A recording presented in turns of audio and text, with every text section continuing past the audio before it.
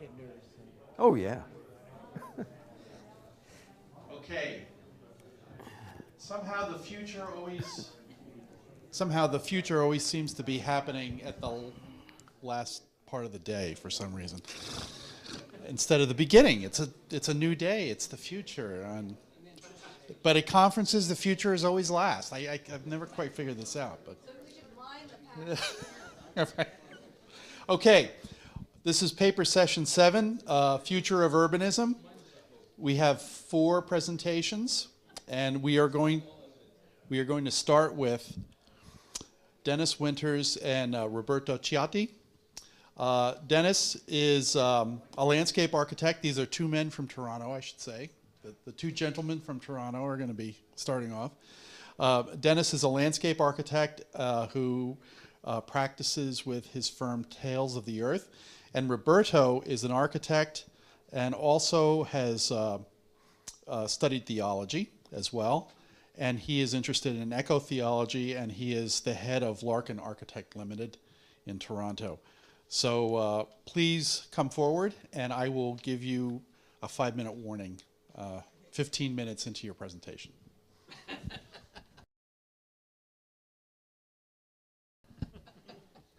Thank you. Okay.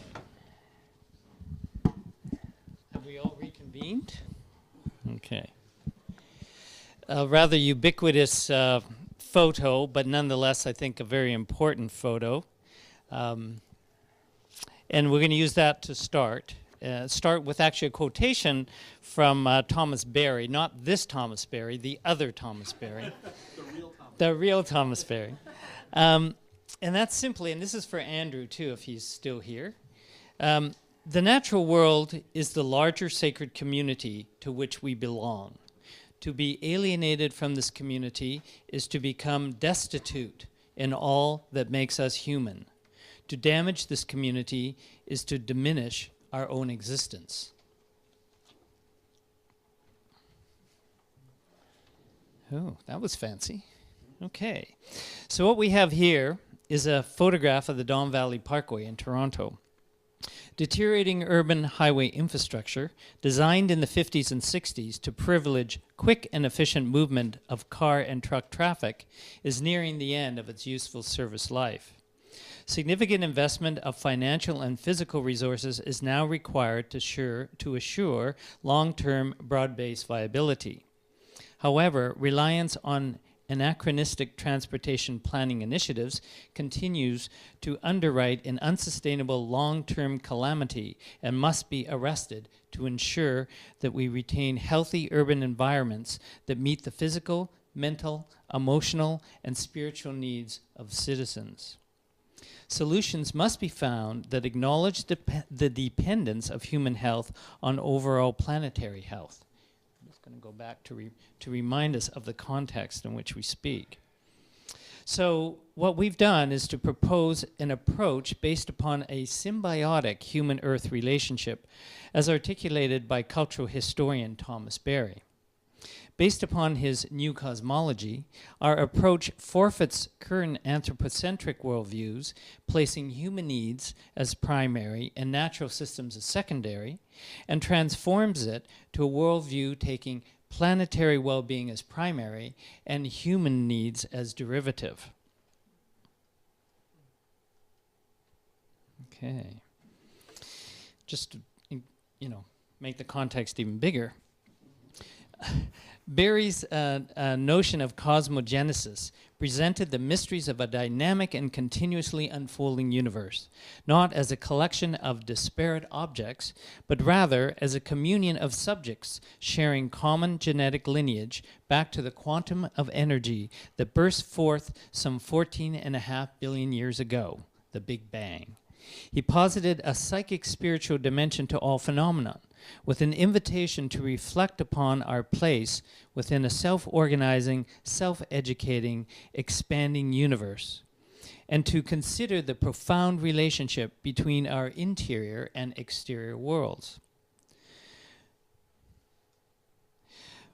For Berry, the evolution of human consciousness enables the universe to reflect upon itself as an expression of unbound wonder and reverence for its diversity of life here on the planet, and on the planet and within the entire universe, in different modes of existence. Barry suggests that the fecundity of the natural world provided the primary revelatory experience of divinity to inspire us in establishing a functional cosmology leading to what he would call a mutually enhancing relationship among humans and the rest of the Earth community. Oh, you don't need that one. But I need that. But you need that. But I need this. Okay. See, I just pressed that thing. Okay. So from where would we draw inspiration to redesign an urban highway, a highway for divinity's sake, and connect it to the sacred fabric of the universe? To transform Thomas Berry's cosmology into physical form and space, to put up or shut up. For grounding, we adopted the 6 signs of sacred landscape to reinvent Toronto and Montreal through an ecocentric view of infrastructure renewal. The 6 signs of sacred landscape was originally presented at ACS 1, some of you may remember, as regarding sacred landscapes and the everyday corollary. They were formulated to calibrate with increasing degrees of subtlety 6 stages of procedure in design, 6 stages of procedure in Buddhist meditation, and 6 states of being with landscape called the 6 perfections, qualities where spiritual experience became tangible. It was a barometer to assess physical, mental, emotional, and spiritual attributes of landscape. Yours. Right. Tag team. Okay. Following the voice of the river, we offered radically new proposals for movement, patterns, and connections with the Don River Valley. This photograph was taken less than a 2-minute walk from my house. And this is the bridge of Dundas Avenue, Dundas Street, overlooking the Don Valley.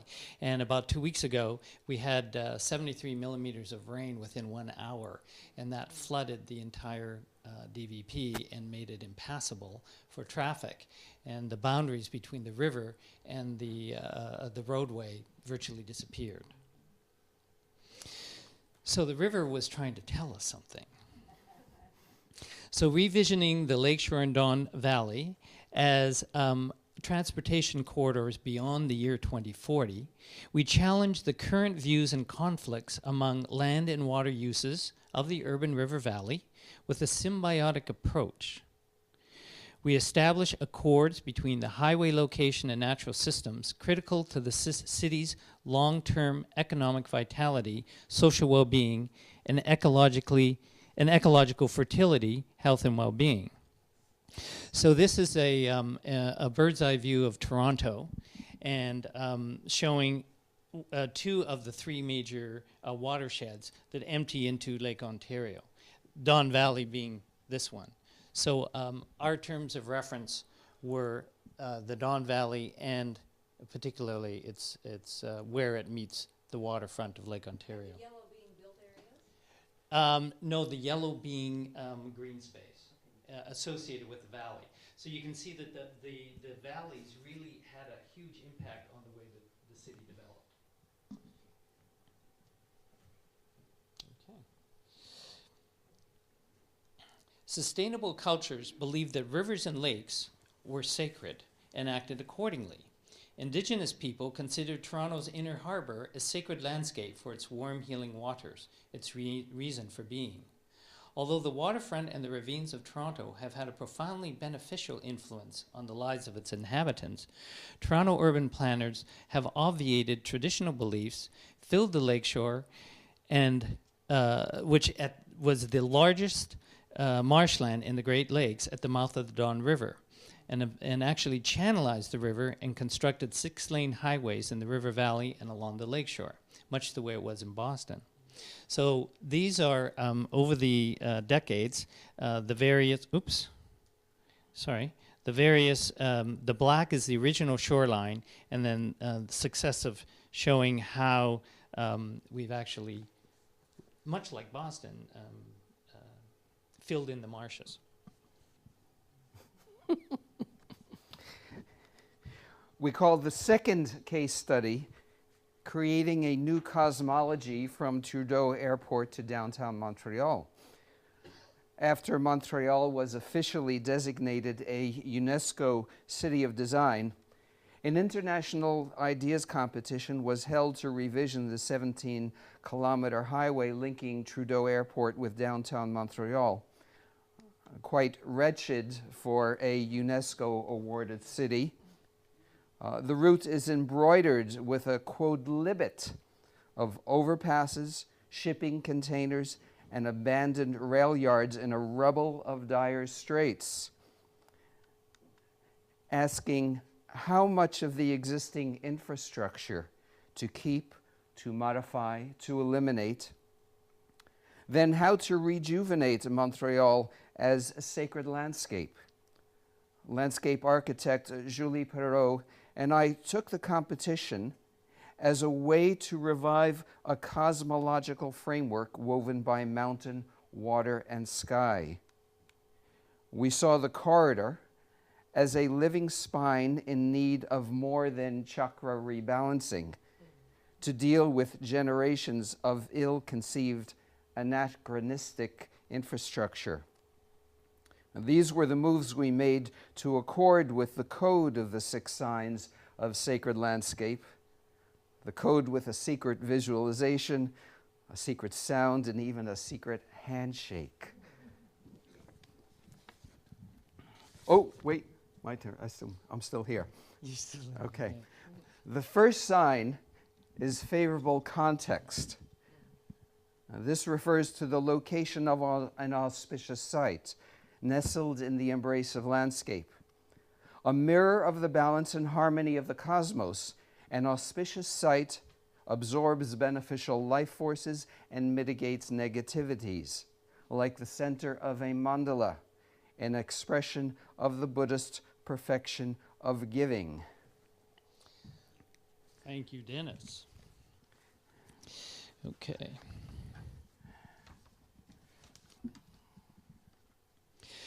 So Toronto is situated on the north shore of Lake Ontario and is the city's grounding.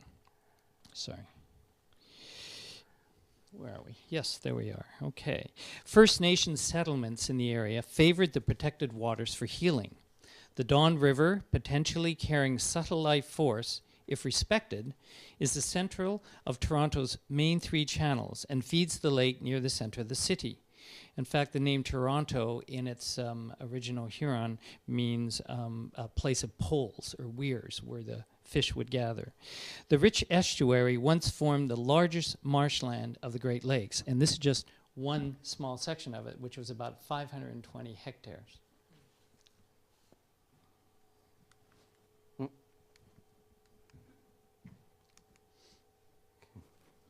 More. There we go. Okay. Montreal offered an extraordinarily sensual situation with which to work.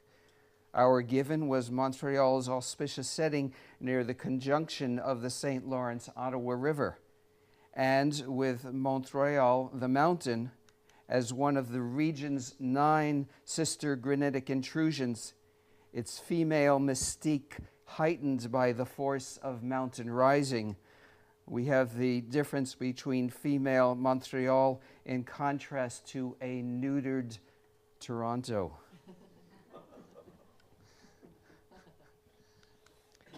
The second sign is contained, refers to an analytical relationship between personal and social environment, to cleaning house, to ethical application. As a distinct form in space, a distinct space surrounded by form, contained as sound cradled by silence, as light cradled by night, in contrast to chaos and nebulosity. That's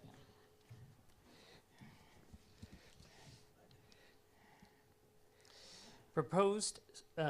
Our proposal for Toronto, which we call, by the way, POLR, P-O-L-R, Parkway of Least Resistance, the proposal cited the natural valley as a distinct space surrounded by urban form, as you can see here.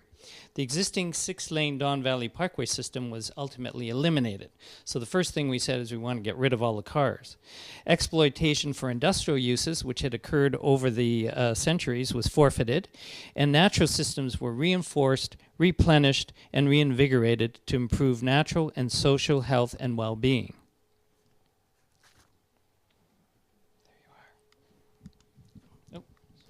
And in Montreal, the mountain itself is the distinct form in space, as is the island, surrounded by the St. Lawrence River. From that basis, we defined urbanity and community boundaries, and then removed the continuum of pitiful, ubiquitous strip development as obsolete and non-sustainable. We proposed parkland, ecological preserves, and reintroduced agriculture on what were once the best soils in all of Quebec.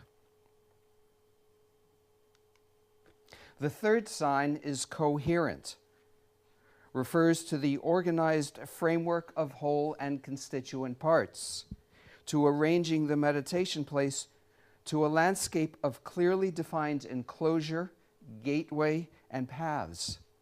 Coherence provides directed and focused entry, transition, and movement, each in its own place, so a spiritual path makes sense.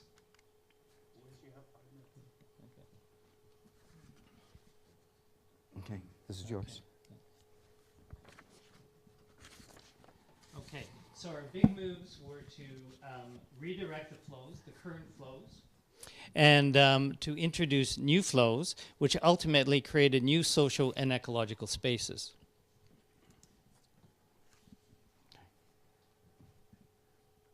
For Montreal moves, we removed, relocated, and restructured existing highways and land uses caustic to the Code of 6 Signs. We entered the spine at the airport and downtown. We relocated the Trans-Canada Highway and Highway 20 to circumscribe the airport, ridding it of convoluted terminal entrances. We raised the highway high above ground to allow continuous flow of agriculture, recreation, green space, and public rail systems. The fourth sign is composed, refers to creatively designed features, to formulating the meditation, to an intentional arrangement of form and space in nature's lyrics and architecture's scores, strengthening attention, binding mind with landscape.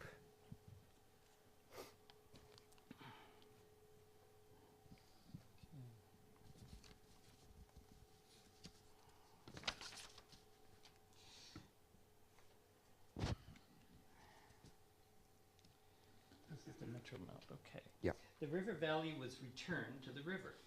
The Don Valley was reclaimed. 2 road corridors were reduced to 1, and Bayview Road became a 40-kilometer-hour park road versus a 100-kilometer-hour highway. The valley opened up spaces, salt treatment, wetlands, and natural systems for stormwater management to reduce the flooding that you saw in that first slide. Oops. Yep. Too many things. In Montreal, we found only one place in the corridor where you can actually see the mountain. What happened? There we go. Okay. And that was on the entry ramp to the terminal building on the east. The airport layout, already a disaster. We relocated the entire terminal building for Trudeau Airport and the mountain to flirt with each other. The runways remained in place. We transformed the irregular airport boundary into a clearly defined circle so that from the air you knew you had arrived at a particular place.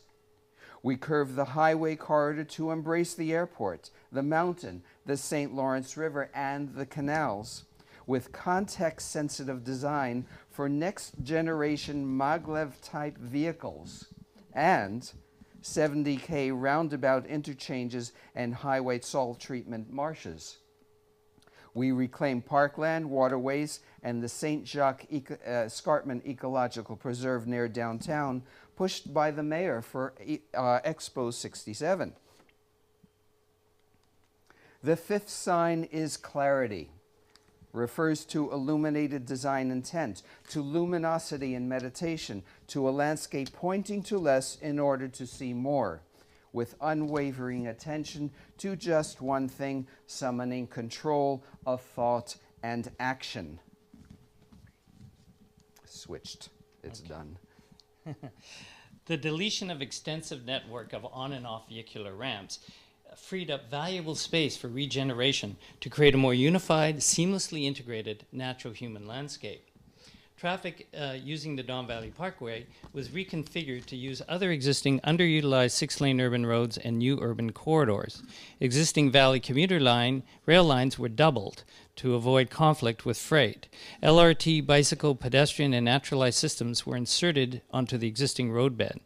Slower continual mobility within the valley will offer opportunities for intimacy between people and valley.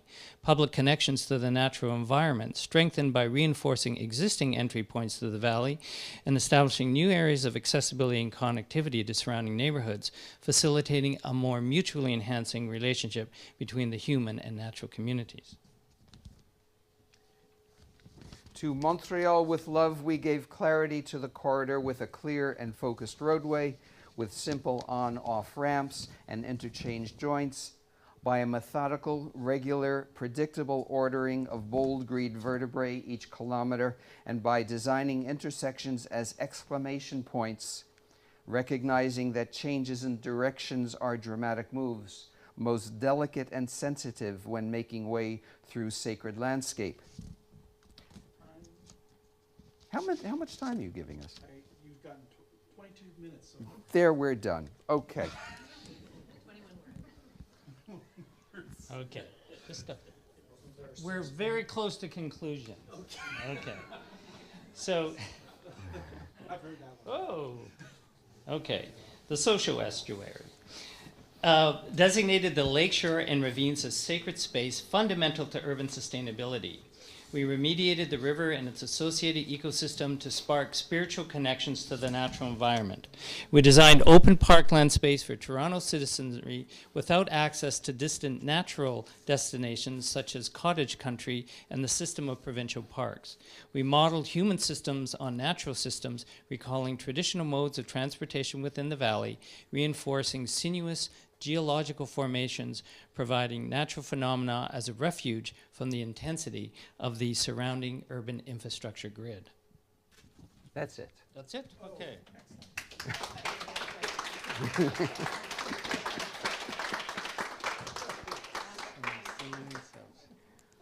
Other remediation and okay. Well done. Very well done.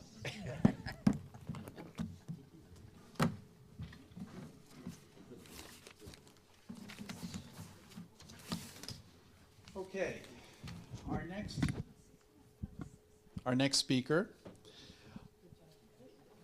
is Prem Chandavarkar, who is a managing partner of CNT Architects in Bangalore, India, and who writes and lectures on architecture, urbanism, art, education, and cultural studies.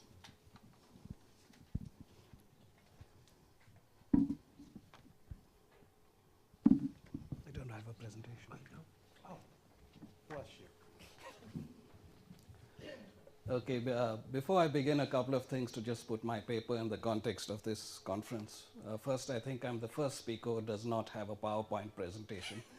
So I think I'm going to have to do my best to try and switch on the projectors in your heads.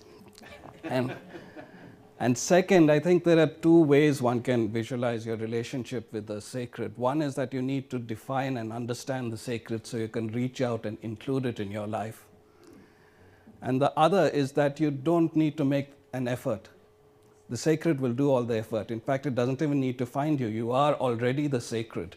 and perhaps it is more productive to turn your attention to your consciousness, the sensitivity of your receptiveness, so you stop blocking out the sacred. And perhaps my paper is more aligned with this latter approach. So to jump into it. From Hindu and Buddhist concepts of meditation as a path for spiritual discovery to the biblical injunction, be still and know that I am God, many faiths have rightly emphasized that stillness is a foundation for spiritual understanding. A prerequisite for stillness is slowness, for it is difficult to shift to stillness from a state of speed. If you wish to create cities that are conducive to spiritual growth, it is necessary to critically examine this history and seek how we may work towards slow urbanism. Now, my paper contains an outline of this history, but I do not have time to present it. So I'm going to jump to the concluding paragraph of this history, which deals with the current state of the cyber city that's embedded within a new form of globalization, whose distinguishing characteristic is that for the first time, distant locations can be coordinated in real time. This allows entities within the city to secede from the local economy and anchor within global networks. As Manuel Castells describes it, we are now anchored within the space of flows rather than the space of places. Time has lost its sense of time in the cyber city.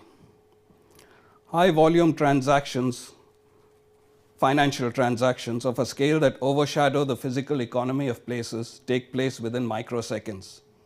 Evocative images circulate across the world in literally the flash of an eye.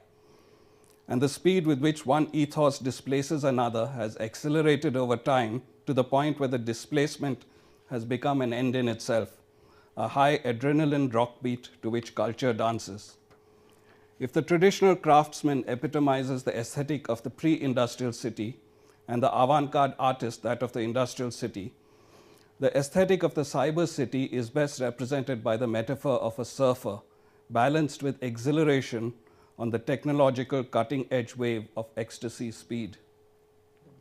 So we now face the problematic situation of a politically passive urban citizenry in a world of increasing inequality, accepting of a postmodern relativism where anything goes, anchored more in narcissistic indulgence than social ideals, and possessed by the demon of speed. If we seek the foundation of stillness necessary for spiritual understanding and growth, how can we shift the trajectory towards a slow urbanism? A critique aimed at reform cannot take on this situation directly. There are few spaces with the autonomy to construct resistance. Networks quickly reorganize to bypass points of direct resistance, and the scarcity of attention in an age of overabundant information is not sympathetic to the widespread dissemination of deep ideas. As we are in a network world, the critique must employ network logic rather than rational argument, seemingly preoccupied with something else, assembling networks till they reach a scale where they are difficult to ignore because they have struck chords that are innate and resonant to the human condition and thereby resist the speed of the global network. Network logic requires recognition of self-organizing emergent systems, that is, systems that allow the bottom-up emergence of fundamental properties not previously observed as functional characteristics of the system. The epitome of such a system, often quoted, is a termite's nest, where a high level of macro intelligence, functional zoning, traffic hierarchies, climate control, waste disposal, etc., is seen with no evidence of an overarching leadership or intelligence that conceives the system. Termites, when they move, exude a chemical signal called a pheromone, allowing them to sense the pattern of termites that have moved before them. The intelligence of the system emerges from a simple and basic set of rules genetically ingrained into every termite, such as if you sense a pheromone trail like this, put a piece of mud like that. From this, the fundamental conditions for emergence could be described as high synchrony, frequent interaction. Actions and interactions leave traces of themselves. There is an impulse towards pattern recognition in the traces. There are high levels of information symmetry, as all information is in the public domain. There is a high preoccupation with immediate engagement and a low preoccupation with grand design or concept. As Stephen Johnson notes, the human brain is an emergent system that would cease to function if each neuron sought to be individually sentient. The system is not based on the downward implementation of overarching concepts. It is founded on simple processes of direct everyday engagement and develops upwards from there through iterative evolutionary spirals of pattern recognition. So if these spirals of pattern recognition depend on the traces of daily engagement, what are the traces we can leave of our actions? We have an image of the information age as an era where information zips seamlessly and without resistance all over the world. But this is not the way information actually flows. As John Seeley Brown and Paul Duguid have pointed out in their book, The Social Life of Information, there are certain contexts and conditions that induce information into sticking there. A place where information sticks is one that is imbued with memory, and memory is one of the fundamental traces that we leave of our actions. Memory can be crucial to resisting the speed of the global network, for there is an inherent connection between memory and slowness. Milan Kundera writes in his novel Slowness, and I quote, "There is a secret bond between slowness and memory, between speed and forgetting. Consider this utterly commonplace situation. A man is walking down the street. At a certain moment, he tries to recall something, but the recollection escapes him. Automatically, he slows down. Meanwhile, a person who wants to forget a disagreeable incident he has just lived through starts unconsciously to speed up his pace, as if he were trying to distance himself from a thing still too close to him in time. In existential mathematics, that experience takes the form of two basic equations. The degree of slowness is directly proportional to the intensity of memory. The degree of speed is directly proportional to the intensity of forgetting," unquote.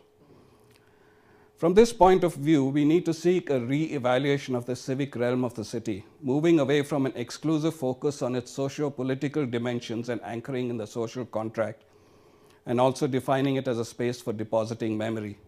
In other words, we must discover how memory infuses the spatial. When we connect memory with space, we touch on some fundamental issues. Firstly, embedded into the inhabitation of any space is the fact that there will always be some things that are proximate and some that are distant. This becomes crucial in a world where distant locations are connected in real time and geographies emerge that do not depend on local adjacency.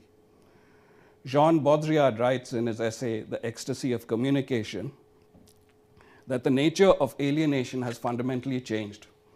Earlier, alienation was characterized by distance and isolation from the fundamental properties of life. But now, alienation is characterized by an overwhelming proximity to everything. Reflection and stillness require the construction of sheltered space, which requires the construction of distance.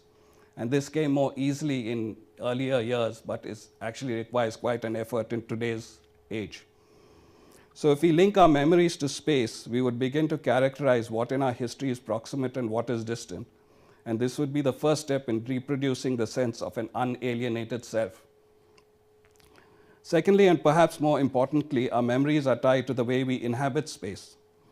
Francis Yates writes of a technique used by orators in ancient Rome who had to give long and complex speeches without the aid of written notes, a mnemonic aid that we take for granted today. And the way they did it was they used the architecture of the space where they were going to make a speech as a mnemonic device. So the columns, doors, niches, windows, and other tectonic elements, each one of them was constructed as a reminder of a specific point in the speech. Yates argues that this technique demonstrates that we do not just receive meaning from a space, we also have the capacity to write our own meaning into it. Primo Levi, in an essay on his own home, recalls this technique used by the Roman orators and goes on to observe, this technique would never work for me in my own home because every corner is already occupied by authentic memories which would interfere with the fictitious ones that this technique demands. Levi's observation, which strikes an immediate emotional chord in us, shows that to inhabit a space over time is to write memory and meaning into it. This process of generating architectural meaning is not overly dependent on the didactic intentions usually espoused by architects, and is actually one that begins after the architect has completed the project and has stepped away from it. The tangibility of embedded memory is not a problematic issue at the level of private residential space. The intimacy at this scale, the security controls that limit the space to those who share a common purpose or way of life, and the strong interrelation with daily routine all serve to preserve the palpability of memory to those who regularly inhabit the space. The problem arises when we step into the complexity and heterogeneity of the public realm. There was a time when neighborhoods, if not entire cities, were relatively culturally homogeneous. Memories resided within the minds of the residents, and an oral culture sustained the construction of public memory at a foundational first level of the civic realm. This is no longer possible. The oral culture of urban neighborhoods is now too infected with the global, destabilized by mobility, and imbued with forms of the textual and visual that are not place-bound to hold any power on its own. This fact has created a schism between the private and public realms of the city, for the public realm has lost its grassroots connection with memory and therefore tends to be excessively shaped by the memories sanctioned and propagated by the structures of power. But we now have the possibility of network logic and can deploy the virtual world of cyberspace to our cause. If the cyber technologies of social networking, Facebook, etc., that currently prevail create connections that are found to be superficial or ephemeral, it is because these networks use persons as their nodes rather than places, and these persons are without strong anchors, for the network identities float freely in the space of flows. A networking technology whose nodes are places rather than people, centered on maps that have a correspondence with physical places, would be very different. It would provide a spatial repository for memory that establishes a connection between the virtual and physical, thereby increasing the stickiness between memory and place, and it would challenge the authority of maps. We tend to view maps of our cities as representing an actual reality that is out there, whose authority of description cannot be easily challenged, as the map has been constructed by arcane specialist disciplines such as cartography and surveying, or captured by high technologies such as satellites. But it is possible to view maps very differently. If one looks at the history of maps of the world from the 10th to the 16th centuries, one finds that the maps at the beginning of this period are imprecise, vague, and approximate. But as the capabilities for transoceanic navigation and travel achieve new heights in the 14th and 15th centuries, the maps acquire an amazing level of precision, accuracy, and detail. The map can be therefore reconceptualized as a repository for memories of journeys undertaken and experiences gained. And as the journeys and experiences get more accomplished, the map also evolves. If we could evolve such an interactive and evolutionary relationship with the map of the city we live in, our relationship with the city could change. As our experiences in the city accumulate, we deposit the memories of those experiences on the map, and the map becomes a representation of our evolving relationship with the city. And if the map is also a virtual base for social networking, we have the opportunity to explore what happens when our memories intersect with the memories of others. The representations on the map will never remain abstract, for they are intimately connected with the authenticity of lived experience in physical spaces that we regularly visit. The construction of a repository for memory is only the first step. Finding resonances in the intersection between memories, the pattern recognition and traces, takes the quest to a new level that forms the foundation for authenticity. The Canadian philosopher Charles Taylor observes that authenticity is like language. Even though the capacity for it is innate to us, we can only realize it through dialogue and engagement. And if we refrain from or are cut off from dialogue, this capacity will lie unused and unknown. Through acts of engagement, through the resonance we find in others, we discover our innate capacity for life with all of its poetics and beauty, and we are unlikely to find such true meaning in purely rational constructions. What matters most is the intensity and empathy with which we immerse ourselves in engagement with others, and the starting point with which we begin any quest is relatively unimportant. This runs against the grain of how we are educated, where we are trained to first find overarching ideas that will then give meaning to our lives. However, it is naturally aligned with the poetics of how we intuitively live. We do not find our friends through first constructing a philosophy of friendship. In fact, if you tried that, you probably wouldn't have any friends. We find them by engaging with them, listening to them, and the resonances we discover through this process form the foundation of love and friendship. But friendship cannot survive for long on the initial discoveries of resonance. It requires continuing engagement between friends. As friends engage with each other in each act of engagement, they relive the friendship, and thus the friendship lives on. Similarly, the resonance we discover in our memories will become abstract and eventually wither away if we do not find a way of continually re-engaging with them in order to keep them alive. One primary way of keeping a memory alive is to reenact it. When we create rituals in our lives, the celebration of birthdays, anniversaries, festivals as a primary example, we are in effect reenacting our history. And when we do so, our history becomes something less abstract and something real that is intrinsically embedded into our lives.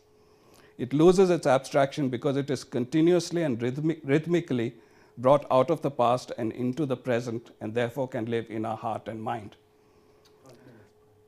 Another way to keep memory alive is to retell it. Reenactment of memory happens relatively easily when the memory is tied to a specific event that can be ritualized. But such memories form a small percentage of overall memory, and the vast mass of memories can only be kept alive when we retell them. This retelling was absolutely necessary in an oral culture because if a memory was not retold, it was lost. And therefore, the retelling was also a gesture of selection of a memory that must not be lost. But once we have constructed written repositories, we always feel we can return to the repository whenever we want to, and therefore we do not actively pursue the act of remembering. Over time, we also forget how rarely we visit the repository. And when we cease to visit the repository, we not only cease to recover memories, we also cease to deposit memories. In doing so, we detach the repository from its source of life, and it eventually dies, and we become disconnected from our memory and lose the ability to discern what memories must not be lost. This disconnection occurs because the repositories are abstracted from our lives. Constructing a technology of social networking that maps our memories onto the spaces of everyday urban life would dispel a primary level of abstraction. But that is not enough, for the technology must enable two further levels. Firstly, it should enable the construction of connections between memories so that in those connections we can perceive the resonances of authenticity. And secondly, the technology must enable acts of retelling, for in retelling we not only keep memory alive, but we also connect with our mythical imagination. Jean-Francis Lyotard analyzes traditional oral cultures whose knowledge is structured in the form of mythical narratives. Using Lyotard's analysis, when I reflect on the myths that my grandmother narrated to me, I realize that her telling is not tied to an original author of the myth and is premised on a time when she listened to it. In my listening, I'm acquiring the authority to retell at a later moment. The story of the myth is all about dilemmas and facing the forces of nature, culture, and the universe, about seeking to resolve conflicts of love, greed, envy, and desire. A resolution that not only calls upon all of the protagonist's wits, but also of all the magic that can be called upon in this universe. In other words, the story is about what we face in our lives. There is no split between past and present, for while the narrative may be based in a distant past, its reality is contemporaneous in the way it is brought alive in a specific retelling. In the retelling, we are not only able to occupy past and present, but also occupy all three positions of teller, listener, and story. Orthodoxy emerges when the quest for power seeks to divide tellers and listeners into separate categories. But if orthodoxy can be kept at bay, the system recycles both knowledge and authority, and there is no privileged position of authority other than that whose respect is earned through the wisdom distilled and accrued from the number of retellings one has lived through. A space that is permeated with memory is a space of relative slowness. Firstly, the impulse to memory in its reach towards the past is an act of intrinsic resistance to the speed of time. But when the space becomes a site of retelling of memory, it takes on a new dimension. A specific event is always subjected to the entropy of time. But when that event is also beat in a cadence of retelling, then the moment in time foregrounds this rhythm of retelling as much as it privileges the accent of a specific occasion. In the retelling is a proposition that renews what is worth remembering, and this resonant rhythm of memory keeps alive a flame of constancy in the human spirit that imbues the place with stillness. A culture that is rooted in memory has no conflict between modernity and tradition. It recognizes that the true tradition is not that which blindly accepts the past, or repeats the past, but that which develops the rigorous practices and abilities to accept and confront all the vicissitudes of life and continuously extricate what is constant and timeless. To do so requires the freedom to discern. So the culture has to be emergent from individual freedoms rather than requiring a priori definition in a social contract, and can therefore build on modernity's initial premise of the autonomy and freedom of the individual will. And in the resonances of memory, we find not only authenticity and poetry, but also tradition and community. In the rhythms of memory, we intertwine past, present, and future, and we evolve by sustaining the ability to choose what is worth remembering. And in that choice, we perform the crucial cultural task of transforming memory into aspiration. To be cultural is to come together to remember, and the success with which we can equip our cities to handle memory will be a key determinant of our fate. Thank you.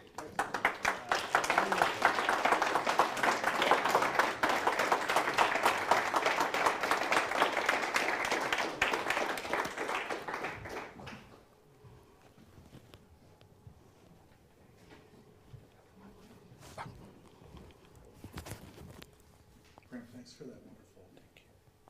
That was great. Next up is Allison B. Snyder, who is Associate Professor and Director of Interior Architecture at the Department of Architecture at the University of Oregon in Eugene, Oregon. Allison?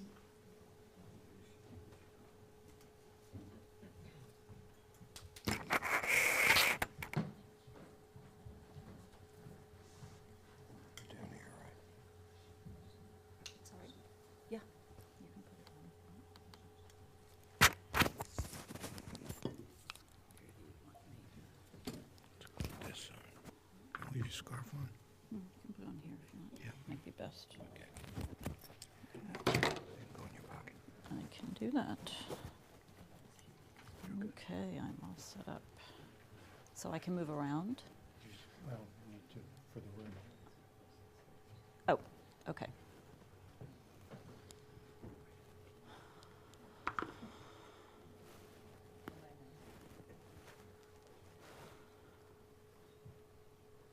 Okay. Double speakers. Thank you. I'm going to say a few words first to kind of sort of explain what my background is very, very briefly, and then go into this paper. I was trained as an architect, and I chose, though, or choose to teach both in architecture and in interiors. In this way, I can always work with the interrelationship between inside and outside, form and space. My very first independent research that related to sacred issues was centered on Turkish mosque design and use, and actually with a real focus on the need for natural and what I started to call manufactured light. And I then extended this work into looking at zones that are sacred, perhaps, around a mosque, and began at a slightly later point to teach a seminar on sacred space that later included not only the mosque, but synagogue, church, and temples. And today what I'm presenting is related to, I guess I would say, aspects of interior and exterior, but in the realm of the city and its streets and what I'm calling centers and edges. So I'm pleased to be here, and I'm also really glad to see that we're all apparently traveling around the world to explore this topic of spirituality and urbanism together. I'm going to let you just stare at my map there. Journalist Joel Garreau published Edge City: Life on the New Frontier in 1991. In it, he wrote about the history of urbanization and the severing of our direct ties to nature and to the land, resulting in a pervasive feeling of dislocation, alienation, conflict, anxiety, and loss. Garreau also uses the American culture and technology scholar Leo Marx's work to remind us of that architecture has regenerative power, is located in the natural terrain, access to undefiled, bountiful, sublime nature is what accounts for virtue and special good fortune of Americans. Garreau says the landscape thus becomes a symbolic repository of value of all kinds, economic, political, aesthetic, religious. And he argues further how you feel about the abrupt appearance of this machine in the garden, Marx's book title from 1964, is doubtless predicated on your idea of progress. Recognizing an eco-psychological condition may be another way to comprehend the paradoxical need for the coexistence of a constructed and natural landscape within the city. John Davis, a psychologist and scholar, wrote in the late 1990s, eco-psychologists view the relationship between humans and nature as much more expanded than normally held by ecologists or psychologists. There is a deeply bonded and reciprocal communion between humans and nature. The denial of this bond is a source of suffering both for the physical environment and for the human psyche. And the realization of the connection between humans and nature is healing for both. Cities contain several kinds of gathering spaces that allow for community, individuality, and spiritual regeneration and recreation.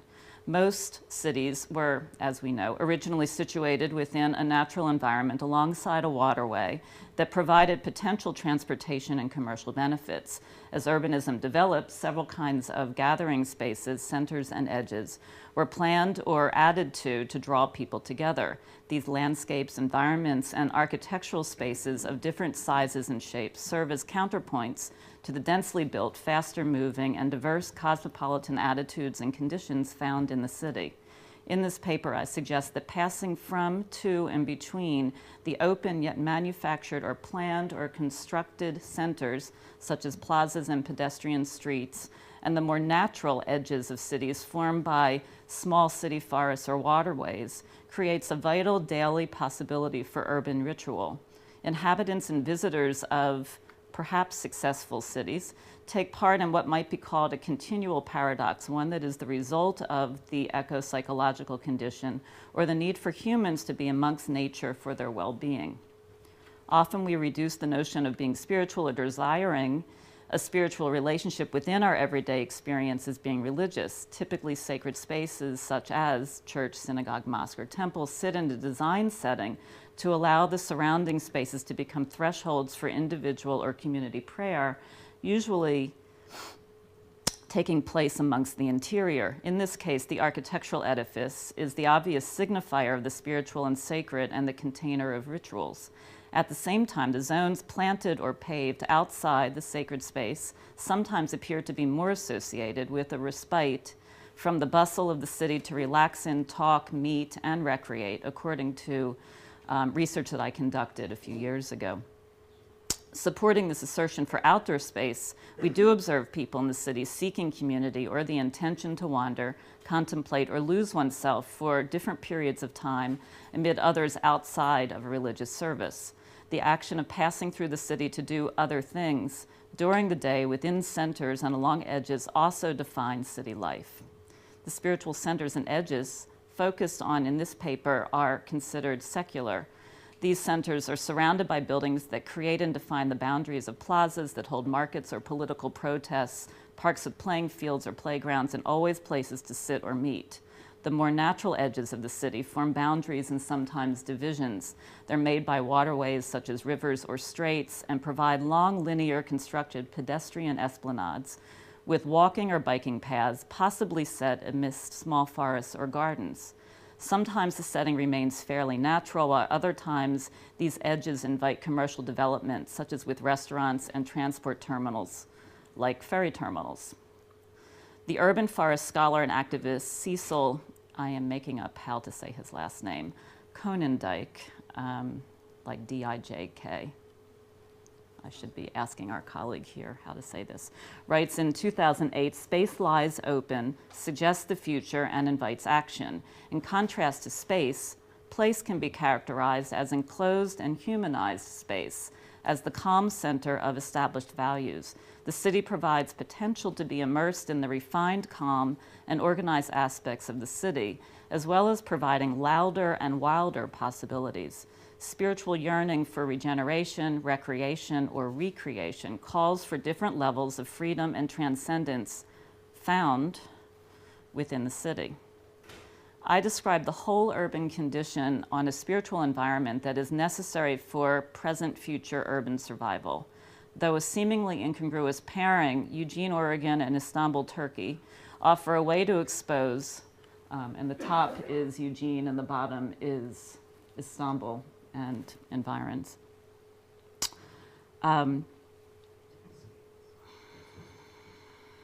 So I'm giving a way to expose samples of what constitutes the ongoing need for spiritual centers and edges of both small and large cities.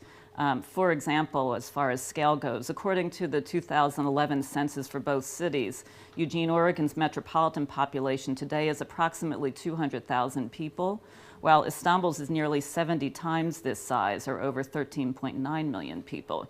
Yet as a case study, they provide similar and also prototypical understanding of how modern people survive, what people seek, and how people sustain life in cities of different scales and different cultures. I know both of these cities well, as I've lived and taught in Eugene for 16 years, and I've lived in Istanbul and other parts of Turkey for various periods of time over the last couple of decades because of research that I do not only on sacred space, but to investigate use and change in monumental and everyday urban and rural places. I suggest that Eugene and Istanbul both provide spiritual environments where it is possible and perhaps required to find solace, recreate with others, or even lose oneself in for periods of time. The market or public plaza as a center and the urban waterway, with or without forest, offer freedom and non-controlled possibilities for escape from daily life in the city. Whether merely passing from one center or edge point to another, or spending an hour or part of a day, these places may be understood as interstitial spaces with liminal qualities. That's what happens. Let's see. Yay. It's there. Okay. Thereby cleansing the urban mind and body. All right. What I'm going to do is show little groups and then continue talking, little groups of pictures. So if I just push green, do I have to aim at this? Oh, the arrows. Okay. Do I? You want to get in the slideshow mode? Oh, you mean this isn't in that yet? Just go to view. Yeah, I thought we were in that already. Page display. Just keep scrolling down. Keep going. There you go. Got it. And then it's the Better. It's the arrows. Great. Okay. So I'm always going to be doing Eugene first and Istanbul second. And zeroing in. This is the Willamette. I guess there's a pointer and the top button is a pointer. Great. I love this. Okay.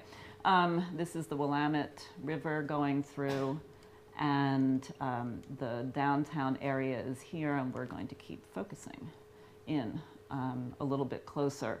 And I'm going to be basically talking about this area right here, and then just suggesting some of the things that one does along the edges. One more. Okay, a little bit closer. And let's see. Good. Okay, go back. Okay, Eugene City, Oregon was settled along the Willamette River in 1846 by Eugene Skinner. We're one of those cities that actually has a first name. People soon migrated to the region that had originally been settled by native Indians. Today, Eugene is the second largest city after Portland. It sits in the state's most densely populated zone of the Willamette Valley, located between the Western Coast Range and the Cascade Mountains. Known as a progressive-minded city inside a very mixed state politically, Eugene has a spirit and aura that is expressed through, I would argue, its spiritual center and its edges. In downtown Eugene, the original planned center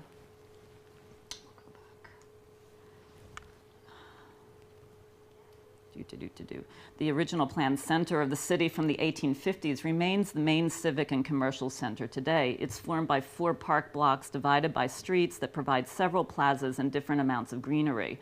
They are most prominently marked by a crowded open marketplace and the city hall. this gentle and wild heart and soul of Eugene is most alive 8 months of the year. Spring through summer and fall, the population swells as tens of hundreds of people are welcomed from every age, ethnicity, and economic level to meet, watch each other eat, drum, make politics visible, and sell organic produce and crafts while bound by mostly office and commercial buildings and roads with stoplights and bike lanes. Yet the public space as a whole is always open, therefore still functioning on non-market days and in winter months with small gatherings in these spaces. 5 minutes. Really? Yeah, really. Okay. All right. This at home before Of course. All right. Okay, so I'm going to show some pictures and I'm going to come back to some things. So I'm basically comparing a little bit of the straight as we zoom in further, and then there is a pedestrian street that's quite long here, and I'm also talking about the space of this area here and here. This is the Golden Horn and this is the Bosphorus. Okay. We'll go in a little bit closer. Okay. So what I'm interested in trying to explain and to express are ways to see these spaces actually from the top, but then also ways to understand the street and the aspects of center and edge by traveling through. So the wild and spirited aura of Eugene, Oregon often looks like this and like this. The upper left is actually, they're all on different parts of these 4, let's say, corners or park blocks. And, sorry, I'm getting mixed up with my clickers. And this is actually the area that is in front of the City Hall. Okay, so you can start to see what this feels like. In contrast, but actually in some ways quite similar, what you start to see in Istanbul in a hillier space, and you're looking here, you're actually looking this direction and climbing up to this upper area, which is where this area resides. Okay, so historically. This is called Istiklal Caddesi. I want to remind that a week ago there was quite a lot of turmoil, a kind of police siege that directly folds into other larger research that I'm doing in this area. And I want to bring this up by showing a few other slides that relate to the concept of center and edge and a place that actually is having some of its soul taken away from it, and that there's no resolution really in sight in relation to the idea of how a green space relates to the city. And so this notion of protest, which actually is very alive in Eugene, is also and has always been alive in this other part of Istanbul, and is quite, I think, germane to what this symposia is about. So this is not recent. This is actually from last year, last summer. There's often protests along this pedestrian area, and it's meant to be a place that's quite peaceful. These next sets of slides are actually a way to see the paths that you might take. There's actually no prescribed path in Eugene, nor is there really a prescribed path in Istanbul to get down to the water or to go to the edges, but one might experience it in these ways. I'm posing that you would look at these photographs in a clockwise method. And they're meant to be a collage because it's sort of the way that you actually experience the city as you move through and go back and forth. And then you eventually get to the water and you travel along these edges. And this is obviously Eugene.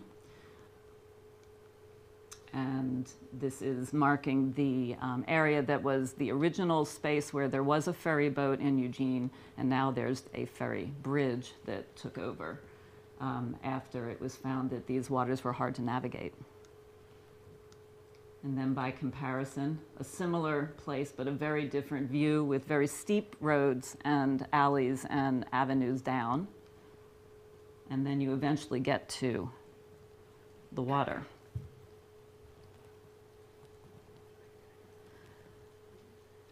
For Istanbul, cultural historian Peter Clark writes in 2012 that Istanbul is defined by water. Nearly every person, nearly every day sees water. There's a real sense of taking a voyage from one shore to the other. And the acclaimed Turkish author Orhan Pamuk writes in 2004 about the atmosphere of his home city and how the water allows for personal transformation. If the city speaks of defeat, destruction, deprivation, melancholy, and poverty, the Bosphorus sings of life, pleasure, and happiness. Istanbul draws its strength from the Bosphorus. To be traveling through the middle of a city as great, historic, and forlorn as Istanbul, and yet to feel the freedom of the open sea that is the thrill of a trip along the Bosphorus, the traveler begins to feel that in spite of everything, this is still a place in which he can enjoy solitude and find freedom. So I'm going to jump to some conclusions.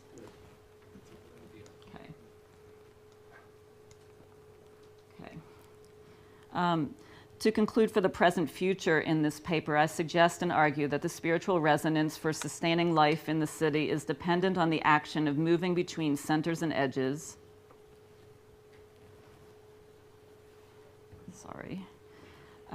As well as actually going to these destinations themselves. Perhaps this is also a result of what anthropologist Marc Auger called in 1995 supermodernity. Our need, he suggests, with the term relates to a hyper-capitalism, which is a result of mega-commercial production and what we know today as global consumer culture. Another result of this super-production is the feeling of being out of touch, creating an urgency to seek or long for other spaces or destinations, the non-place that was spoken of earlier today. To come back to the most recent current events in Istanbul, and this is Taksim Square, and this is the edge of that park that was being taken away, and this is from a year ago. I have to thank my friends and colleagues who have been keeping me in touch every day for the last week or so. What's erupted over the loss of a park and unsettled urban condition becomes even more symbolic. The street as a center, and here now is what Istiklal actually looked like a week ago. So what I've just been showing are earlier photographs. The street as a center and used for gathering, recreating, and allowing peaceful protests was taken away. The open space or center was violently removed, and there is really no resolution. Both the crowd and the individual will recover their spirit day after day in city public centers, amidst the avenue, and along the water's edge. But we must remember that the balance cannot be separated in order to sustain the spirit of the city. And it's too simple to assume that what we need will be allowed. So we must fight for the right to stay open. Thank you.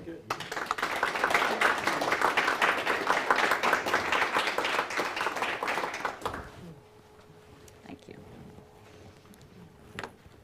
I have to unhook myself.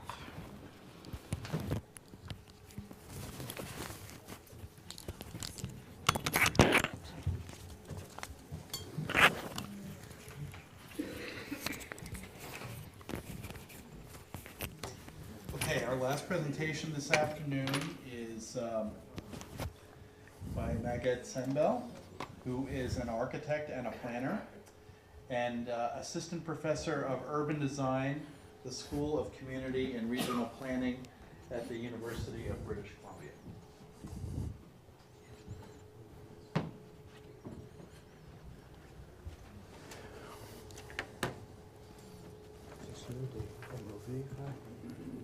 No, it's the one above it. Senbel. Senbel.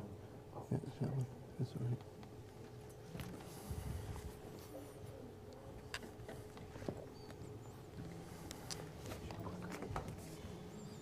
Thank you.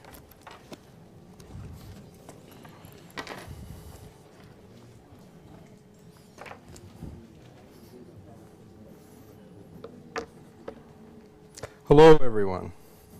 Hello, Maggie. What an honor, what a pleasure. And thank you for your stamina. I don't think it's yet.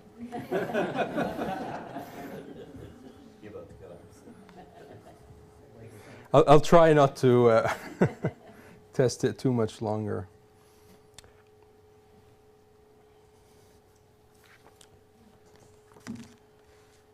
I'll begin with a quote. Let's see, where's my, there it is. It's going to have to be a left-handed effort. So I begin with a quote that will be much of what I will end up saying about utopia. I won't speak much about it, but it's really in the spirit of this quote that to abandon the utopian impulse in thinking and acting is to imprison ourselves within the world as it is, and to give up once and for all the prospect that another world is possible, however small, fleeting, and compromised such a world might be. So it's this idea of hope and possibility that I want you to keep in mind as I proceed today. Now, of course, those of you who know me or have seen me present at ACS before know that I can't proceed really without visiting with doom and gloom and darkness. And I'll depress you first about the state of the world, and then we'll see if we can together cultivate a flame of hope. Let's do it with levity, though. So here I begin with this attempt at levity. Here we are munching away at the planet. Few would argue that our cities do not suffer an indolence of aspiration. They function in many of the ways that we have required of them, but they do little to add meaning or inspiration to our pursuit of an evolved way of being. Their efficacy in sustaining an antiquated notion of pioneer homesteading, in North America particularly, has left them abysmally inefficient and bereft of character and culture, perpetually so. Nor are they gaining character with time, for theirs is an aesthetic of disposability, a one-dimensional functionality. The prevailing urban pattern of distributing households across the landscape so that each may claim a piece of the earth is both ecologically dangerous and allegorically distressing. Many works have legitimately and rigorously pored over the material extravagance. I won't go there today, I have in the past. I'll go there a little bit today. And unsustainability of this pursuit. My critique here stems from a different concern. It comes from an intellectual and moral anxiety about the loss of hope that these cities exemplify. Contending with the future of cities and engaging residents of democratic metropolitan regions in discussions about their desired futures, we quickly run into the problematic paucity of visions. In their attempts to advance rapid and urgent change, planners are continuously presenting urban residents with visions of a future that is starkly different to what they expect and to their understanding of the gradual unfolding of civic growth. Planners might simply be responding to the known dangers of climate change, peak oil, poor air quality, and poor personal health in auto-oriented communities. But the future they present seems abrupt and contrived for most residents. The reaction is one of suspicion and antagonism.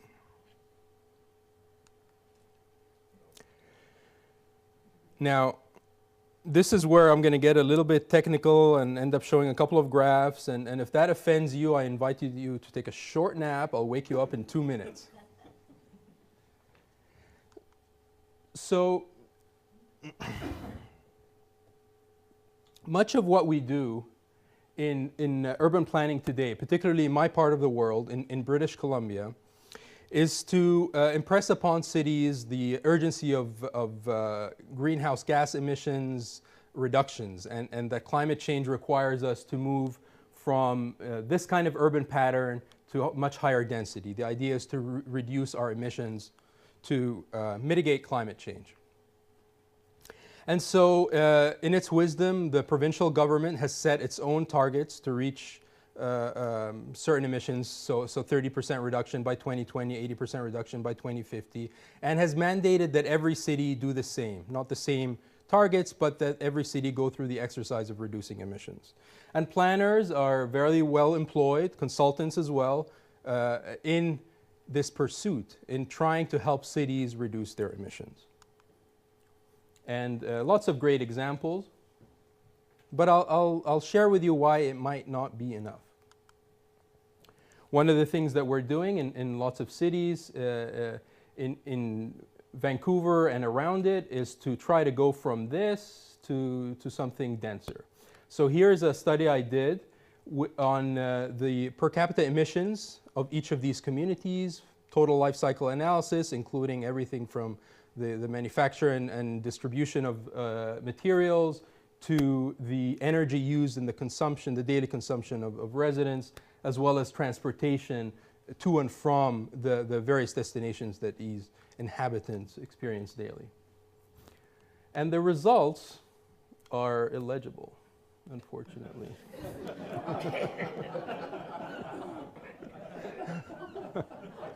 So this is the levity about climate change that I was hoping to introduce. So you'll trust me when I say that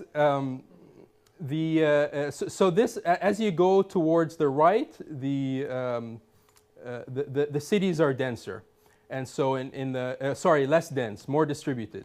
And these are the emissions in each category of emissions. So here we have transportation emissions, natural gas emissions, electricity, and so forth, embodied energy at the bottom. And so the idea is that the denser you are, the less you emit, as we'd all expect. Now, what isn't obvious here is that really internationally we have to be around here in terms of actually mitigating climate change. The science, there's some disagreement, but this is the 1 ton per capita. We might be able to get away with 1.5. But so our highest density scenarios, which are completely unacceptable to the vast majority of North Americans, is not quite enough. So that's one cause for concern. The second cause for concern is that the whole mechanism through which emissions go down, I'll get to spirituality in a second if you're waiting for the connection. The way to reduce emissions is essentially to concentrate development so that you have concentrations of people so that the per capita emissions are lower. Now, of course, you can't do that without growing. So there's a dilemma for cities. In order to reduce per capita emissions, they have to increase density. But it's not like they're vacating the single-family homes and moving everyone into concentrated parts of the city. Those single-family homes endure. And so we're just adding more population. So you never actually get to a point where you're reducing the city's overall emissions. And so to prove this, I did a study in a small town in British Columbia called Revelstoke, and we looked at a current neighborhood with this is a neighborhood population, so this is density along the bottom, and so very low density, very high emissions. And we looked at a whole series of different scenarios using, the best code that the city could put together to reduce emissions. And they all give you, sure enough, higher density, but the emissions are never below this curve, which is what would be needed to actually reduce total emissions by adding density. So it's very hard to balance that trade-off. Now, before reading on, I just want to kind of clarify what the connection for me is, and it's fundamental. That by presenting this urgency, the point is to really acknowledge collectively that this is going to require a Herculean effort for us to really pay attention to what we're doing collectively to the world that we inhabit. That this is something of a magnitude that we are not, as a species, that familiar with. So we need to leverage every arena of human activity, every endeavor, every emotion we can muster. We need to leverage our own inner strength, our spirituality, in a way that we have not been engaging. And so for me, that is a fundamental connection. And that's how I speak to my students, and that's how I speak to my community residents when I can. It's a difficult message. Many aren't prepared to hear it. But if any audience is, surely you are.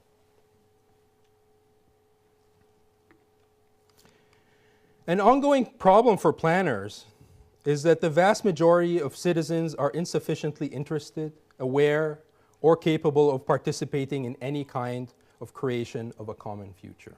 They're simply too busy. They are completely and understandably occupied with the routines and struggles of everyday life. For planners, they are the silent masses that vote with their behavior in response to changes and not their voices in anticipation of or in support of change. It is impossible to craft a compelling long-term future without including them in some way, and without a compelling long-term future, those who oppose change will continue to do so out of fear of how the silent majority will infiltrate, alter, and ultimately degrade the lives that they have grown accustomed to. So the point I'm getting to here is this idea of difference, living with diversity, living with difference, which is problematic, and in the States it's been a bit shocking. Over the last 5 years, public planning meetings across the US have been experiencing a rise in orchestrated antagonism. Members of the Tea Party and others who have been influenced by them have expressed outrage at the local government's promotion of basic planning ideas such as compact development and walkability. The blogosphere is littered with examples and stories of meeting attendees making presentations that link the United Nations 1992 Agenda 21 to sustainability planning and to the dissolution of the Constitution, the complete loss of America's freedom, and the institution of global hegemonic control over private property, vehicle ownership, and ultimately even gun ownership. So, you know, here we have planners. This is the conspiracy is that planners are part of this global effort to control our freedom. And so you can imagine how difficult it might be. Planners feeling this urgency on the one hand, and yet on the other, they're struggling with some very basic legitimacy issues here. So in public visioning workshops, so here we have obviously, you know, I needn't say anything there. In public visioning workshops or design charrettes, the tactics are much more disruptive. Members of the public spontaneously erupt in loud outbursts. And these stories are shared in listservs. Planning academics and planning practitioners share these stories. So this is what's happening in some of the meetings. So people spontaneously erupt in loud outbursts to interrupt speakers or to foil attempts at reaching any kind of consensus during table exercise. In 2011, professional planners began circulating a list of words that the Tea Party has deemed to be indicators of the Agenda 21 conspiracy to take away Americans' freedom. The objectionable words, what would you think they'd be? Sustainable development, smart growth, walkability, pedestrian, density. Density is, you know, abstract density, that could be an evil word. Alternative transportation, and transit. So we need to look for hope in this context. And we need to look at people's stories of the future. What is their people's image, idea, narrative of the long-term future of communities living together? And the study of the multiple narratives of the future reveals that they are, at least as understood by extreme adherents, mutually exclusive. And this is what gives rise to this fear. Many ideologies are interpreted to explicitly require a future of confrontation and domination over other ideologies, whereby conflict is the only imagined future. Our cities do little to challenge this. Urban epistemologies are so far removed from our sense of place that we have come to cultivate cosmological identities based on allegiances to communities of ideology that stand with us against other communities. In the global competition for scarce resources, if the world is going to go down in flames, we need to protect our piece of that pie. So exclusionary claims to righteousness and truth justify our battles for a larger share of the dwindling loot. We need the possibility of a different outcome, one that does not take us through a battle of fundamentalists. We need to be able to imagine a more positive and inclusive future of our cities. And our cities as arenas of cultural conversion may be able to help construct such a narrative. And we have in the past with utopian ideas. I'll speak a bit more about utopianism here. And then I'll share with you a few humble examples from Vancouver. And I might need to buy a couple of minutes of time. We're at 15 minutes now, so you've got 5 left. To this end, utopianism is not about constructing a paradisiacal retreat in lush isolation. Rather, it is quite simply an imaginary construct that allows us to draw inspiration from the aspiration for a compelling future.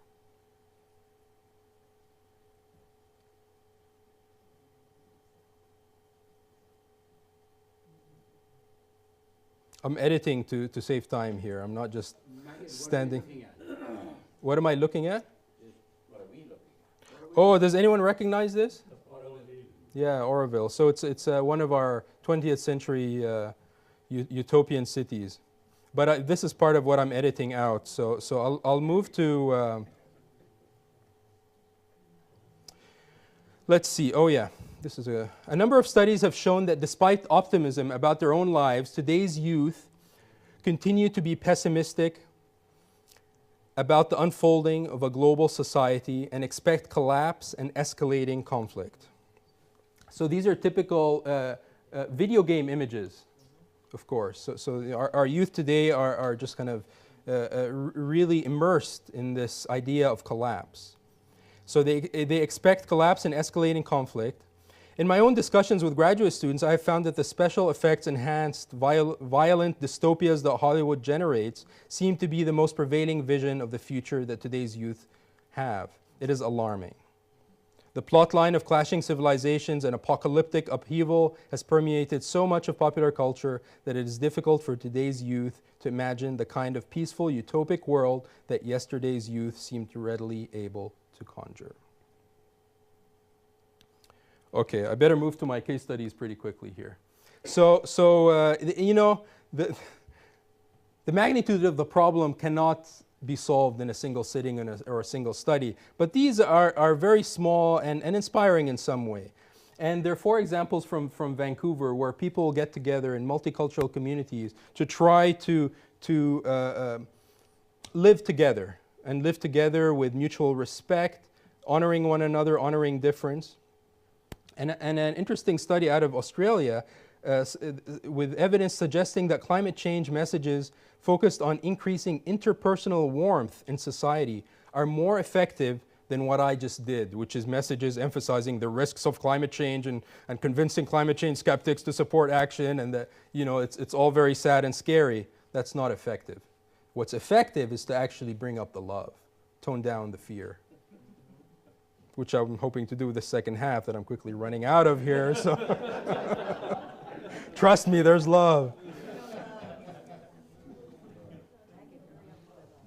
Hurry up with the love. Okay, so here's a story with it's a Collingwood neighborhood house, which movies have been made about this, books have been written.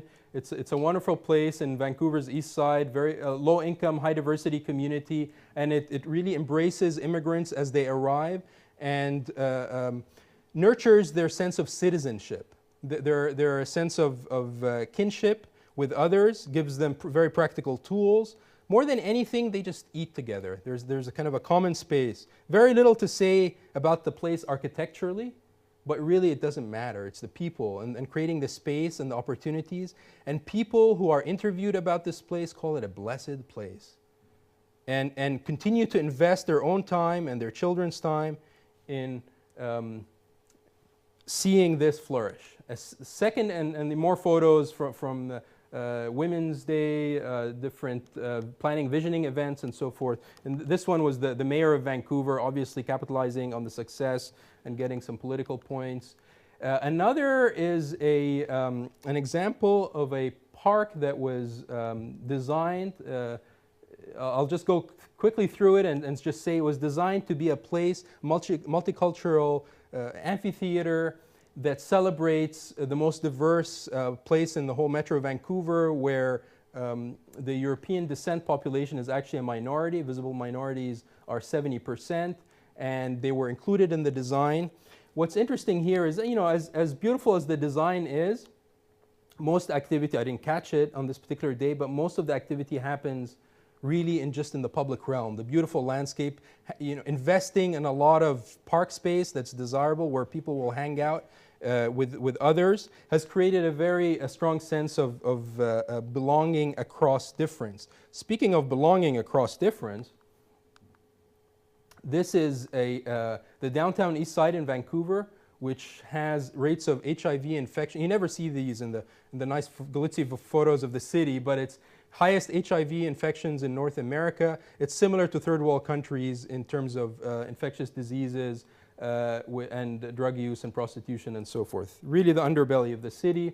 And so once a month, a group of Jews and Muslims in Vancouver get together and undertake what's called Feed the Hungry. And they do it out of their own kind of respective traditions, the desire to feed the hungry, to do the good work of God in the community, and to also start to create a counter-narrative for two people that have been told and continue to be told that there is no possible resolution, that the future is nothing but dire in terms of any kind of cohabitation. So in opposition to that narrative, they're creating their own. They're saying we're getting together and doing something for this group of underprivileged homeless people. And very inspiring. Another group brings children from Palestine and Israel every second summer, and Canadian children, and they create movies. And each one of this is a YouTube channel with very inspiring movies of youth. The idea is that, again, they would start cultivating new narratives of hope across this cultural divide. And to not just come and have a summer camp in beautiful Vancouver, create a movie and go home, but over time, through evolution of peace and less peace in the region, they've stayed in touch. And they've really celebrated their achievements individually and as an organization, and continue to try to propagate the message that there is a hopeful future, that we want to work towards that hopeful future, and that we need to be very aggressive in working towards that hopeful future. And if I may read a final paragraph. Thank you. The process of planning has to openly talk about long-term plans and future scenarios of growth in the context of the known dangers of climate change, resource depletion, and human health, but also in the context of hope and movement towards an exciting, desirable, and benevolent future. There is no clear spatial overlay that can claim to foster attitudinal shifts and increase the likelihood and acceptability of long-term intercultural cohabitation. There is no design that can uniformly create a compelling future for us. The examples from Vancouver suggest that such a project of hope creation is necessarily at the intersection between physical and psychosocial space. Urbanism, as a product of urban design, does not claim much influence on this interface. However, urban planning, more broadly defined, can leverage social planning, public engagement, and placemaking to affect the deliberate cultivation of spaces and places that nurture narratives of hope.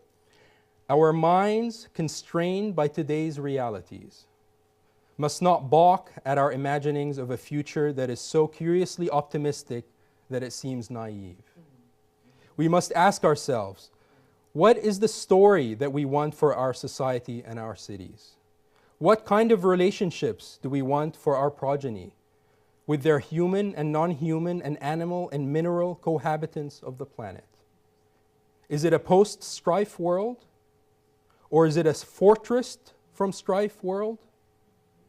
Or is it a world that proactively worked to reduce the possibility of strife? Let us stop pretending that the way we design and build our cities does not matter. Thank you.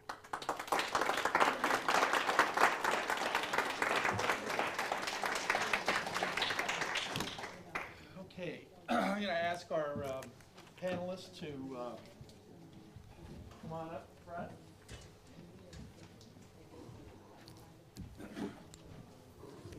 And we'll have a little time for questions, because we know that we're standing between you and alcohol,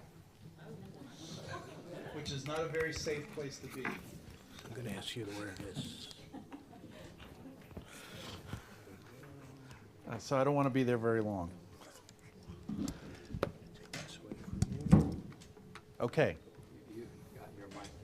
Ah, that's all right. I'll project. So, do we have any questions from the audience? Yes. Wait a minute. You got to get a mic. Right here. Right here. Yep. This is for Dennis and Roberto. So it seems that you oppose flood zone development or propose to restrict it. And I'm just wondering on a policy level how that would be possible on a city scale, considering that real estate and property values are usually highest close to waterways and on the coast, especially in North America and throughout the world.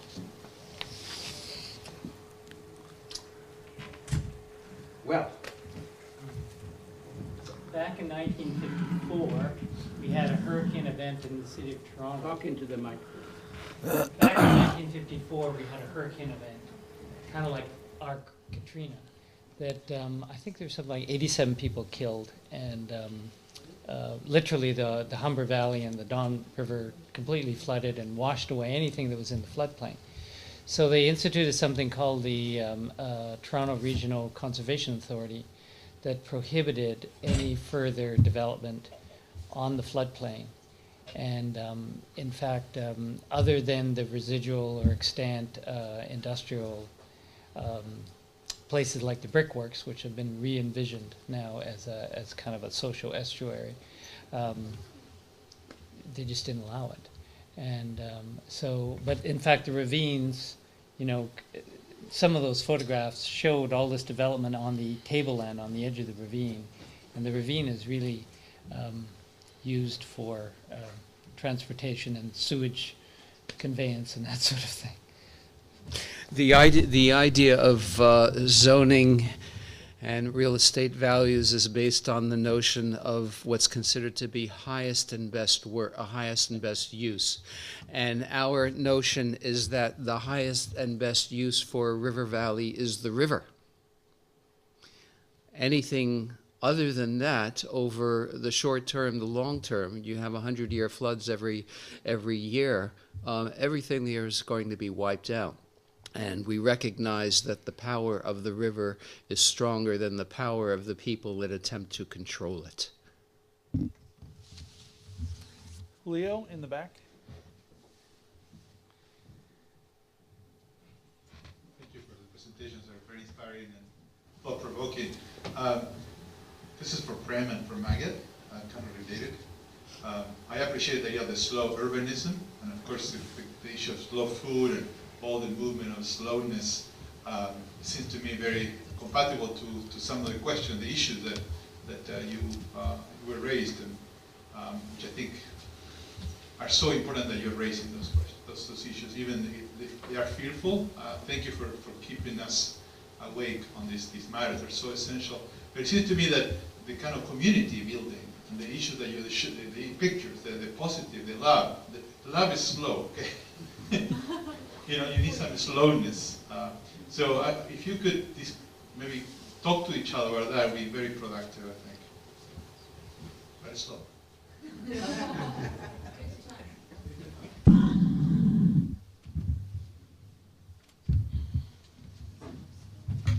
It's the same. You get two mics.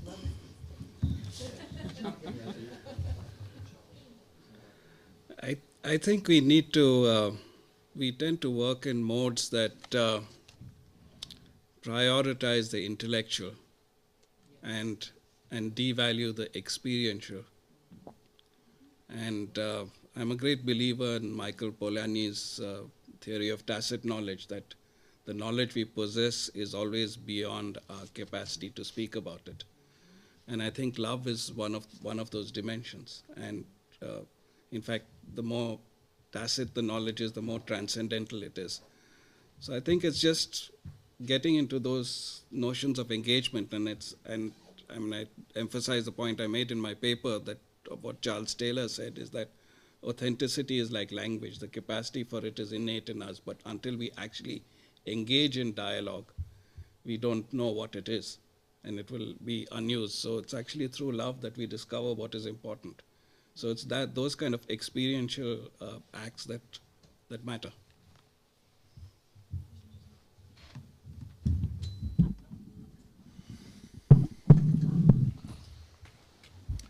Thank you. Love is slow, but incredibly powerful. And I think we're getting to a point now in my discipline, at least in my school, where we can openly talk about love as one of the elements that has to be present in public engagement. And some of you may remember I read a poem at the first ACS about love, and I read it to my students every year, and it scares me every year. I put it in my syllabus, and as the date draws near, I start to get this knot in my stomach because we're just so uncomfortable with it. As a culture, we tend to put down the emotive, the non-material, the non-intellectual, certainly in universities. And to layer spirituality on top of that, you can see how nervous I might have been pre-tenure. But Tenure, you can talk about love all you want. I'm sorry, I'm going down on a tangent here. I think, and it comes back to Allison's talk as well, that there's a certain urgency that's going to require fast action, and we see it in disasters, in post-disaster planning or in reaction to disasters. We don't want to see it with global disasters, in the sense that we don't want to get to a point where we are forced to react quickly and make even poor and more fearful decisions. So I think the more that we can practice and talk and engage in love ahead of that, the more we can better anticipate and kind of better build our own comfort with that emotive side, so that we don't become tribal with difference, but also that love sometimes enables things like protection of the small park. That's the point I wanted to make about Allison, is that it, at some point it's love that created the revolution, and gives it the strength to continue, because it certainly isn't convenience that is doing so. If I can just say one more thing inspirationally about love.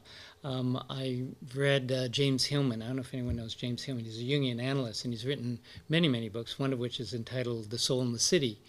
And in his essay on how we respond to the ecological crisis, he says that really it's not going to be even a matter of acting out of guilt or for the love of our future generations, but out of love. He says you have to acknowledge the natural world is ultimately beautiful, because if you love what you find beautiful. And so my biggest concern is that we make sure our children do not lose the allurement and the enchantment of the beauty of the natural world, instead of getting caught up in the dystopia from video games and mediated experience. So if we can encourage the primal experience of the natural world as opposed to a mediated experience, then perhaps we can foster a love of beauty. So we find our hope in that. This is quick, and I won't use the exact terms, but a friend gave me a little button that said, "Shut up and love me." Or else.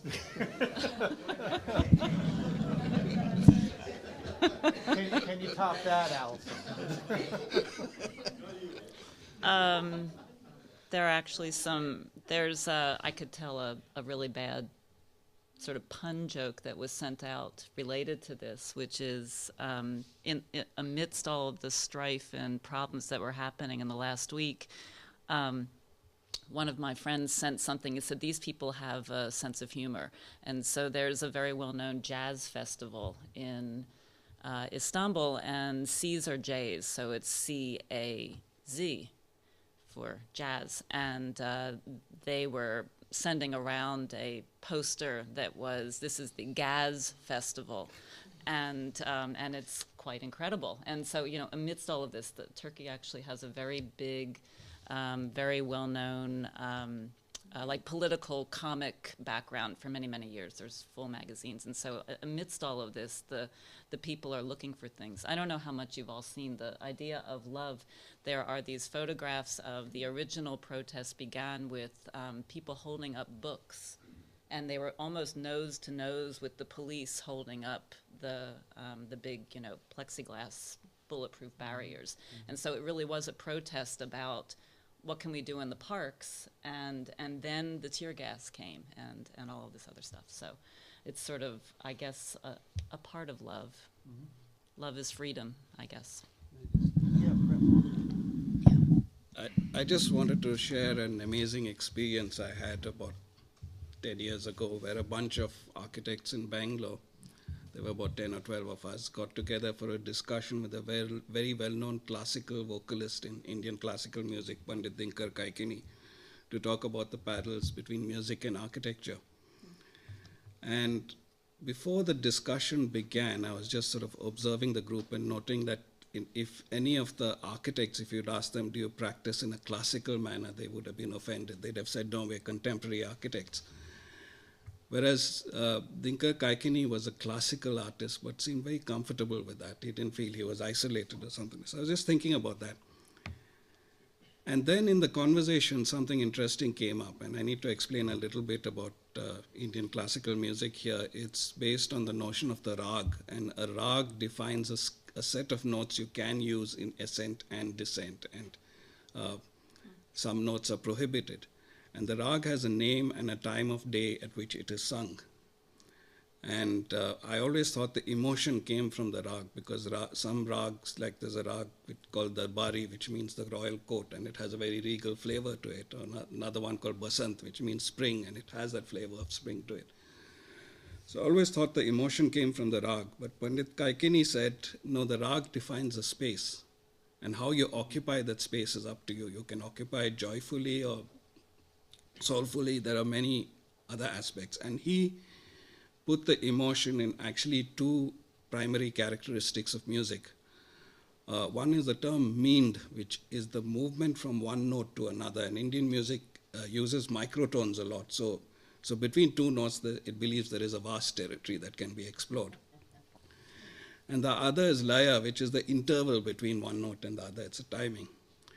And what he said is, when you're immersed in both meend and laya, you lose your sense of time and the sense of division between the singer, the song, the rag, and you're just immersed in a greater reality. And I realized that what he was saying was that he finds the infinite in what is immediately adjacent. And that's an ability we don't seem to have. And perhaps that is really what classicism is about. It's not just about a set of rules or something like that. And I've been thinking a lot about that. It is actually in the spaces of intimacy that you find things that are the most profound. And that's why love is so important. Great. That's it? It's a good floating space to end. Do we have?